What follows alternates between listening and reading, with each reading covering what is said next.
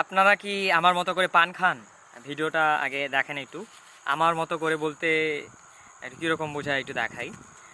এই যে দেখেন, এখানে মানে চুন বাদ সুপারি বাদ, মানে চুনও নাই পানের মধ্যে, সুপারিও নাই, ঠিক আছে? শুধুমাত্র একটু মশলা আছে। এভাবে আমি পান খাই। এই জন্য বললাম যে আমার মতো করে কেউ পান খান কিনে। যে পানটার মধ্যে দেখাও তো একটু ঠিক করে। পানের মধ্যে কিন্তু এই পানের মধ্যে চুন দেওয়া নাই এবং সুপারিও নাই, ঠিক আছে? শুধু মশলা দেওয়া আছে, একটু মিষ্টি দেওয়া আছে। এইটা হচ্ছে আমার পান খাওয়ার স্টাইল আর কি। তো এই রকমভাবে কে কে পান ছাড়া চুন ছাড়া পান খান অবশ্যই জানাবেন। আর যদি একটু মানে পানের আলাদা স্বাদ নিতে চান তাহলে এইভাবে পানটা খাইতে পারেন।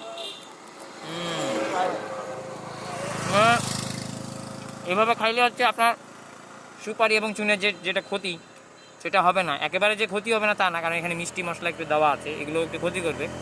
কিন্তু চুন এবং সুপারির থেকে তুলনামূলক অনেক কম ক্ষতি করবে আর কি, ঠিক আছে?